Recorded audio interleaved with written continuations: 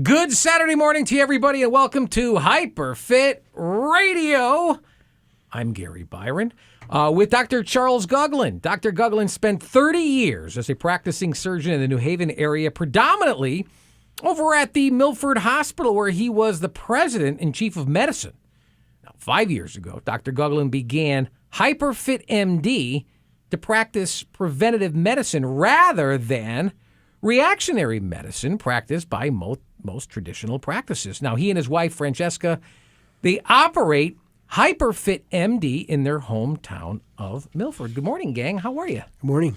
Good morning. Nice to see you. How was your week? It's good. Good. Yeah, it's a good week. Busy. Good. Glad to hear that. Yeah, busy. Busy's good. You know, now that we're in early January, and I'm sure you've seen this, more than I, you being a doctor.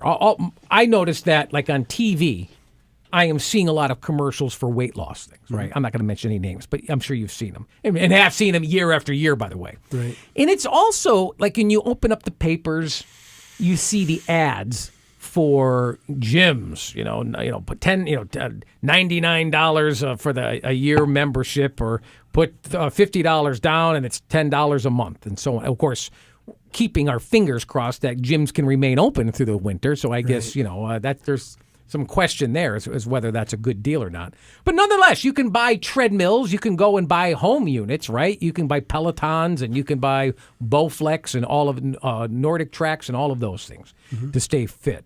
Or the old-fashioned way, you can just go for a walk in the cold weather. God forbid. Just watch yourself out there, folks. Make sure that if there's ice and snow, they got to do a good job shoveling. Let me tell you, I go walk the dog sometimes, and the dog will start pulling me. I'll be slipping on someone's front walkway. So I wanted to talk a little bit this morning about exercise and weight loss. It's timely. It's the time of year that people make these New Year's resolutions, which we talked about last week. Do you have a specific regimen that you tell your patients to do?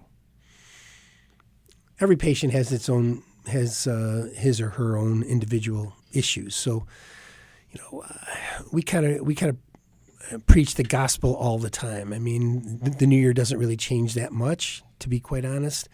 I think the New Year is a source of frustration amongst people because you make all these plans that you're going to change something on January 1st, which, it's not a holiday. It's just, the clocks turn and everything else, but really nothing about your life changes except, by the way, January 1st is the start of the winter doldrums. Okay, I mean, we're all depression and no light coming through the window and so on and so forth. And what do? We pull a chair up to the refrigerator, So I think that the whole January 1st thing is a setup for failure, which is too bad. It's a good thing to have goals, and it's a good thing to set goals for yourself. But don't be too disappointed if on January 3rd you've already broken all of the New Year's resolutions that you've already made, because I think that probably 90% of the people probably do to a certain degree. It shouldn't be a source of disappointment in yourself. It takes a level of commitment. It takes a level of knowledge about the way your body works to make these changes. And you can't just say, okay, tomorrow I'm going to eat less. That doesn't work. So it's a program. You got to be on a program. You got to be on a program. You need mentorship, But you also need to want to do it. Absolutely. You can't be told, or you should do it, or even recommended. Absolutely. For me, I think it's a mental thing where you need to be ready. I'm prepared. No, I'm committed to this, as opposed to, you know what I should do? I really need to be doing this more. For me, I just remember feeling how you described it a week ago, feeling real logy, going, man, I never used to feel like this. Never, And it was something where I knew I needed to do to lose weight. But I think when I put on a T-shirt that I wore just last summer, And I'm like, wow, what the hell? Did my wife throw this in? Is this her fault? Shrunk. Yeah, did she? It's her fault, It yeah. shrunk. And I'm wearing jeans where I'm like, man, these are tight. And I'm like, oh. And then what really scared me was seeing myself when I got out of the shower. Yeah. And I'm like, when did this happen? Doc, I could show you pictures of me from a year and a half ago. Fully clothed, I hope. Yeah, fully clothed, of course. Yeah. It's a family show. Yeah. And you'd be like, wow, geez, Gary. And first it's my face, and then it's the belly, for me, But I think that's what motivated me, where I finally said, I'm ready to make that commitment. How much is it mind over matter? How much of this is mental? It's all mental. It's all Yeah? mental. Yeah. It's all, when you think about it, and I say this to patients all the time, your body really everything from your chin down really only exists to carry your brain around, And if your body can't take you to the beach, all right? Let's say, if your body can't take you to the beach, if your body can't take you up the stairs to the top of the Empire State Building, a bucket list thing. I've always wanted to look out the carapace of the Statue of Liberty. If your body can't take you there, your brain is disappointed as a result of that, okay? It is all mental. People wear T-shirts that say attitude is everything. I kind of don't buy that. Attitude is not everything, okay? Follow through is everything. You can have attitude. You can be in people's faces and so on and so forth. That's attitude. It's the follow through that makes the difference. And the mental part of it, and being ready is the most important part of it. Something has to happen in your life. Usually it's when you bend over to tie your shoes, you get short of breath. Okay? How many guys do that every single morning? Have to sit in a chair to tie their shoes because when they bend over, their belly gets in the way. Okay, things as simple as climbing stairs and stuff like that. There's always something that gets you going and gets you to a point where you say, "Jesus, I got to do something about this." I've fallen so far behind the eight ball that it's making problems with my life. That's the time at which you can make the most impact, because if you can reflect back on that moment, you'll keep going. It's just so funny that people associate the beginning of the year, like new year, new me. Right. When realistically, you need to begin this when you're ready, whatever time of year it happens to be. Kind of regroup at the beginning of the year, I think. Yeah. We hear that a lot in our practice. People say, well, I'm going to start after the new year. A lot of it has to do with because the holidays are over. Yeah, the food is not as, yeah. Everybody, hemoglobin A1C is a blood marker for sugar. Hemoglobin A1C basically marks your average blood sugar for the last 3 months. Everybody spikes their hemoglobin A1C in January. All the people that come to our practice, because we do fairly routine blood work. And because of Thanksgiving, Christmas, New Year's, cookies, all that stuff, everybody spikes their hemoglobin A1C in the early part of the year. So we try not to allow them to do that, to say, well, my birthday's coming up, so I'm going to start after my birthday. I really feel like crap right now, but it's August, and the holidays are coming and stuff like that. Therein lies madness, because you will put it off and put it off and put it off and put it off. We've all done that. How does exercise, is exercise just as important as diet and weight loss? Well, she's shaking her head no, but I disagree. I know. No, she's saying yes. No, she's shaking her head yes, but I disagree. I think that diet is much more important. I think that exercise is very important. It's critical, okay? It's critical because exercise basically keeps your resting metabolic rate elevated to the point where you're burning more calories during your day and so on and so forth. But you can't exercise an hour every day and then eat whatever you want in the kitchen, which is what a lot of people do. We say in our practice, you lose fat in the kitchen. You don't lose it in the gym. The gym is critical. The gym is very important. And I will never tell somebody, oh, don't bother. You don't have to exercise, okay? Moving is critical to not only your health, but it is also, by the way, the best antidepressant on the planet. If you take somebody who never exercises and is a little bit depressed and doesn't like their life the way it is and so on and so forth, you get them exercising and they feel better. Part of feeling better is exercise. Just going for a walk? Yes, absolutely. Moving. Moving is critical to life. That's harder to do in the winter right though? I mean, Pair of boots. when it's 20 degrees out. Yeah. And the wind is blowing, so with the wind chill, maybe it feels like it's 5, you know? I'm not that motivated to go out and walk into that. It's not even so much to walking, because now if it's 75, you know, and all right, let's go for a walk. Yeah. So it's not so much going for the walk, it's, I don't know if I even want to go out to walk to my car, you know? Well, yeah, I mean, go ahead. Yeah, but just moving 20 minutes. There are so many apps that you can download on your phone. 20 minutes a day, as long as you move and you're getting some kind of physical exercise and some kind of weightlifting, there's no excuse, because there are apps. There's a million apps. Will you that lose download. weight faster through cardio exercise or through diet? First of all, let's talk about losing fat. Let's not talk about losing weight. What we want to do is lose fat, and that's really critical, because the scale very often is our enemy, and I can talk about this ad nauseum, but I'll try not to. The scale, to a large degree, is our enemy, because what it does is register weight.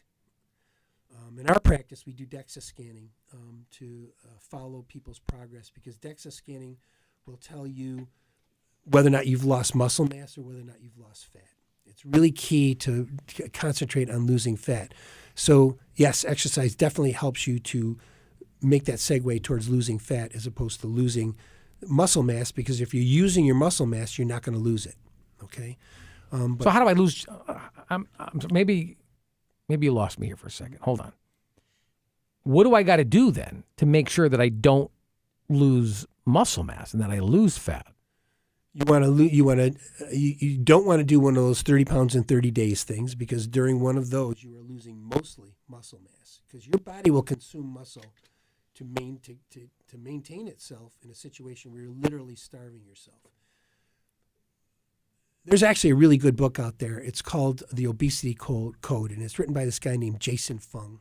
I recommend everybody to read it, because it really talks about how caloric restriction, which is what dieting is caloric restriction, to a very large degree does not work, because our diet, our weight, our level of fat in our body, to a large degree is a set point that is changeable. It's changeable, but it is a set point. Let's say I want to say, all right, Gary, I want to make Gary gain 30 pounds in the next. I'm going to make Gary gain 10 pounds in the next 30 days. Your resting metabolic rate, which is the number of calories that you are burning in that chair. Okay, let's say your resting metabolic rate is 2,000 calories a day. So if you eat 2,000 calories a day, you will maintain the same level of fat, same level of weight. Let's say that I want to make you gain 10 pounds in 30 days, and we start feeding you big time, 4,000 calories a day. We test your resting metabolic rate. At the beginning, it's 2,000 calories. At the end of that 30 days, your body is desperately trying to lose that extra weight. Your resting metabolic rate is now 3,500 calories per day, okay?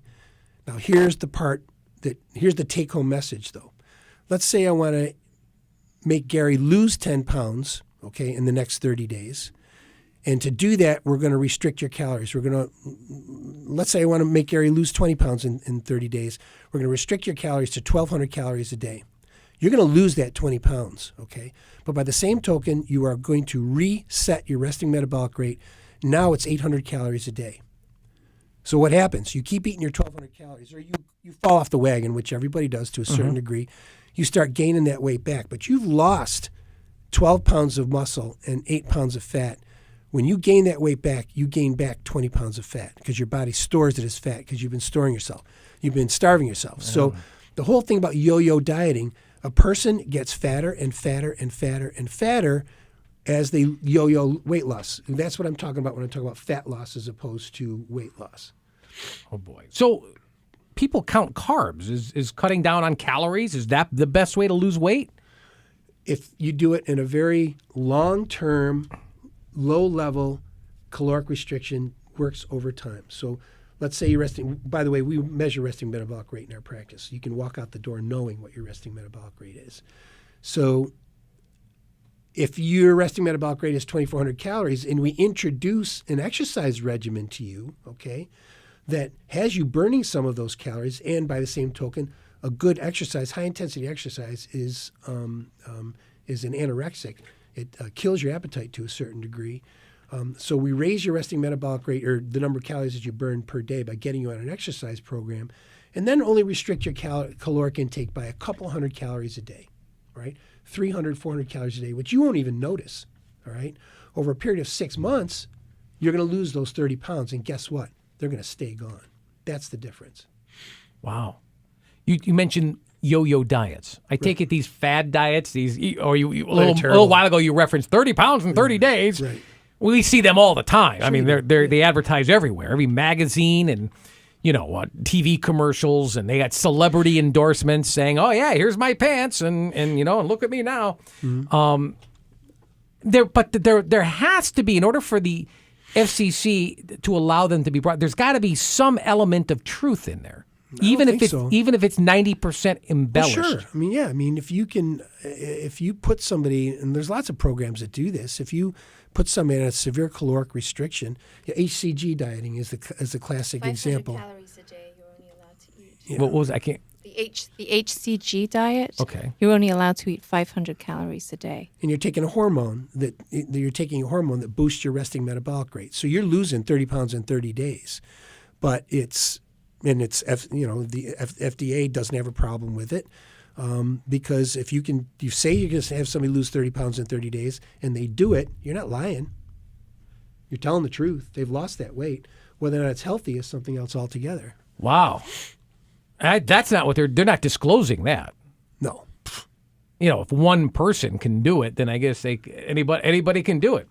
Folks, which is very misleading. You are listening to HyperFit Radio, by the way. I'm Gary Byron, joined, as always, with Dr. Charles Guglin. His lovely wife, Francesca, as well, is with us this morning. So these fad diets, stay away from them. Lose fat, don't lose weight.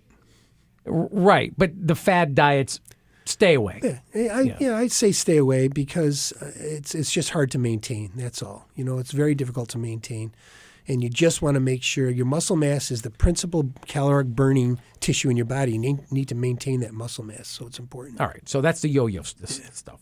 But keeping weight off for the long term, after your 28-day experiment, like you said, forget the 30 pounds in 30 days. Maintaining the weight loss seems to be the bigger obstacle than the initial weight loss, right? Sure. So how does one do that? How can? Hopefully during that weight loss mode, you've learned a lot about the way your body works. Even if you go to a weight loss center, there's a level of much of it is curriculum based. So you're learning a lot about the way your body works. You need to retain that information. Part of it is having an understanding of those things so that when you have reached your goal, you can maintain that weight loss. You can liberalize your diet a little bit, compensate to a certain degree by maintaining an exercise regimen and those kinds of things. But you really need to walk the walk. You can't just jump off the wagon and expect that 30 pounds to stay gone. So then there really is no one size fits all to weight loss. Mm-mm. So then can you give us right here, right now on this show?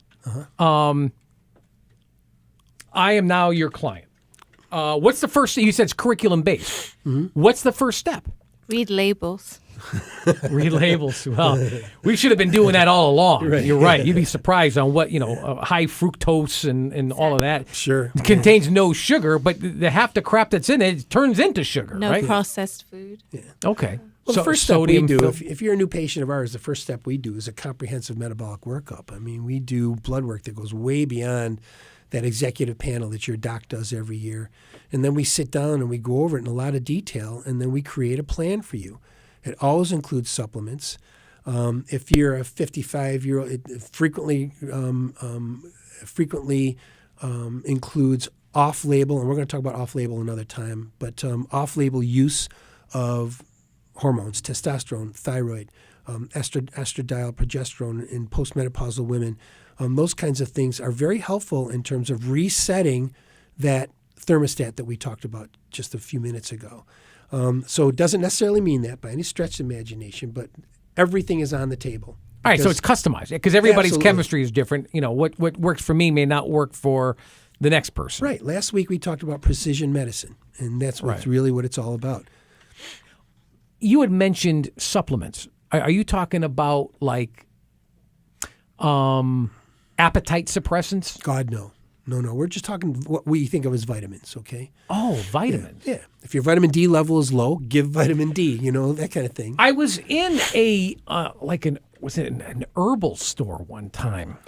Everything was all natural. Was it? I take that back. They had a section there where everything was all natural, but I thought they had another section as well. Anyhow, it was a capsule, half white, half blue. This is years ago. That was an appetite suppressant. Mm-hmm. So they gave me a couple of samples, and I took one, and it worked. I wasn't hungry, but the problem was I wasn't hungry at all. I think I took it 10 o'clock in the morning, and it was 6 o'clock at night, and I still wasn't hungry. Yeah. How'd you sleep? Oh, I don't remember that part. This may have been more than 10 years ago. This could have been closer to 15 years ago. But it worked. But I'm wondering, how healthy is that? It's not very healthy. To take something that artificially kills your appetite, you're going to take it every day for the rest of your life. Well, then you wouldn't be eating. Yeah. I mean, it's we don't use any of those things in our practice. I'm not really a student of appetite suppressants to a large degree. Many of them are just not good for your cardiovascular system at all. So you say vitamins. How can vitamins help you lose weight? Vitamins are nutrients, okay? One of the things that we suffer from in modern culture is the fact that our food isn't grown in dirt, okay? Just plain old dirt with fungus and bacteria and all that stuff that gives green plants the nutrients that our bodies crave. That beautiful lettuce that you see at Whole Foods is basically cellulose and water. It contains no nutrients at all. And people always say to me, they say, well, I don't want to take pills, right? So they're not pills. They're just nutrients. They're food. And that's the main reason for it. And what we do is objective testing. I can tell you what your vitamin K level is. I can tell you what your vitamin B12 level is. And so, but you're not getting the enjoyment of the taste of the food. You're grow your own food. You're putting your nutrients in. Yeah, grow your own food and grow it in dirt. And that's what you need to do, because basically the reason for that vitamins exist is because the foods that we eat are devoid of good stuff.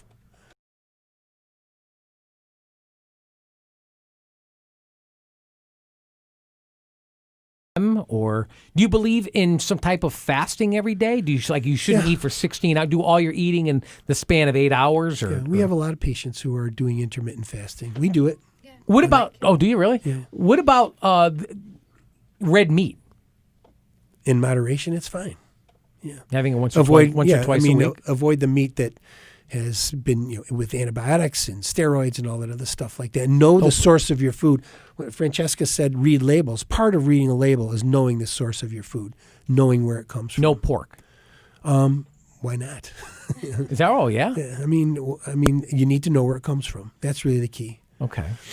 I'm just thinking of in the amount. I would like 6 ounces, 8 ounces, and then a cup of vegetables, and even some fruits are high in sugar, right? Sure. Yeah. Like low glycemic, we kind of stick to a low glycemic diet, so your insulin levels don't spike.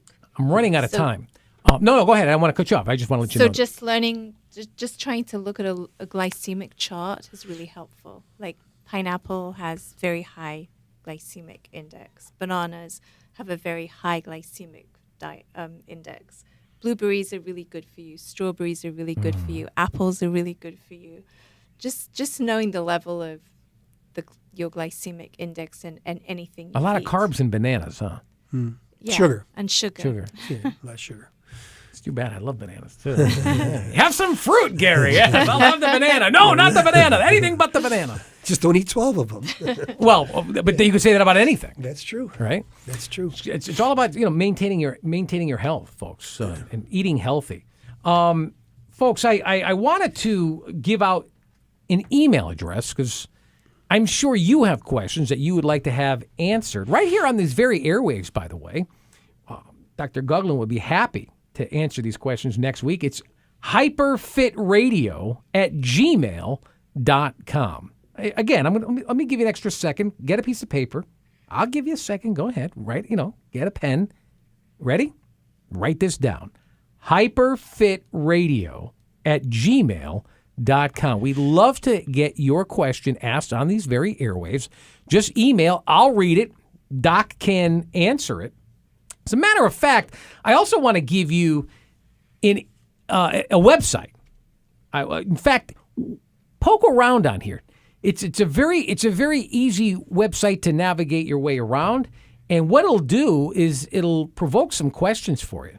It's hyperfitmd.com. hyperfitmd.com. So it'll spark some questions. You probably already have a few. Maybe you want to make an appointment. Maybe you want to look into this program even more. Get you healthy in 2021. Hey, it's January. Let's start off, but do it the right way. Not these fad diets, not these lose 30 pounds in 30 days, and then you'll put on the 30 pounds that you already lost next month. If you even stick with that program, right? It's all about your chemistry and what works best for you, because it's not one size fits all, as we've already learned. Call them, 203-890-9777. Again, area code 203-890-9777. It's so funny. Every time we get together, my friend, this time, I get these cues. 10 minutes to go, 5 minutes to go, 3, 2, and I'm like, you got to be kidding me. Just when we're getting into the meat of the red meat, the red meat of the show, the pork. Exactly. Well, let's remove the pork and let's just get into the red meat. Thanks for being with us for Dr. Guglin, Francesca. I'm Gary Byron. Until next week, have a good one, everybody. So long. Thanks. Listen, can I just correct one thing? Sure.